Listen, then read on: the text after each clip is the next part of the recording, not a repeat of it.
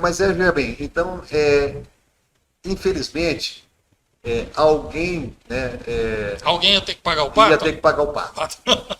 E algumas pessoas estão pagando o pato. Agora, há formas, né, da pessoa tentar, de algum modo, atingir os requisitos antes um pouco daquelas situações que eu falei.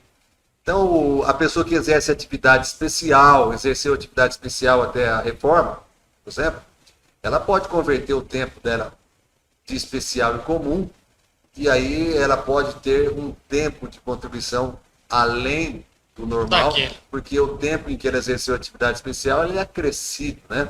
Acrescido de 40% se tratar de homem, de 20% se tratar de mulher. Né? Há também casos de pessoas que trabalharam sem registro, que têm documentos, e a pessoa então pode tentar comprovar o trabalho sem registro. Né? Aqui na nossa região, por exemplo, Mas nessa... nas regiões rurais do país, no interior do país, é muito comum que a pessoa tenha iniciado a vida laborativa trabalhando no meio rural, e sem registro, sem formalidades, né? Sem contribuir, sem E contribuição, aí, como é que etc. eu provo isso? A prova é feita por documentos, Que muitas vezes não e conforme o caso, por testemunhas. Né? Só Agora, a testemunha aceita ou não? não. Só testemunha, Que o documento... INSS não aceita e o Judiciário também não aceita. Tem que haver o início de prova material, ou seja, algum tipo de documento que produzido à época. Que é difícil, né, doutor? Olha, Mas depende. como que você prova com documentos aí? Então, Muitas vezes nem registro tinha, né? não. O que você prova aí? Na região e no interior do país, boa parte das pessoas daqui, né, são... Porque, muito complicado. se nós pensarmos em alguém que está aposentando agora, está tentando, pleiteando uma aposentadoria por tempo agora, é alguém que começou a trabalhar na década de 70, década de 80, no máximo. Tá? É essa pessoa que está querendo se aposentar hoje em dia, por tempo. Tá? Então, naquela época era muito comum o trabalho sem informal no meio rural. Informal, sem registro. Mas aí você pode pegar, por exemplo, documentos escolares. Então, antes de você estudar, dá o lugar. Pega o prontuário escolar, lá pode ter a qualificação do pai como lavrador, certo? E isso pode ser aproveitado. O pai era parceiro, arrendatário, rural. Contrato de arrendamento, contrato de parceria. Por um acidente Recibo. de percurso, por um acidente de percurso, ele achou aquele papel bonito e resolveu guardar aquilo.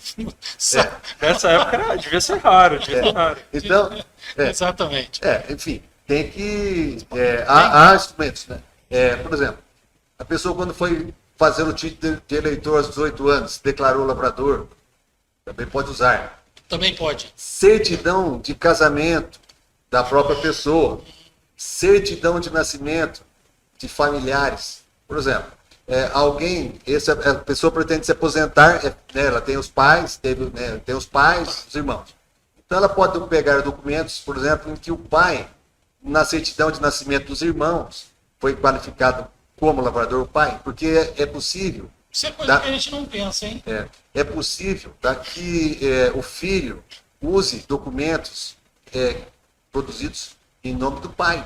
Então, os documentos em que o pai foi qualificado como lavrador servem para o filho, especialmente na época em que o filho não era casado ainda, dependia economicamente do pai, estava ligado ao pai e trabalhava com o pai. É muito comum também o trabalho da mulher sem registro naquela época. Então, a mulher dificilmente era qualificada como lavradora nos documentos da época passada, mesmo que ela não fosse.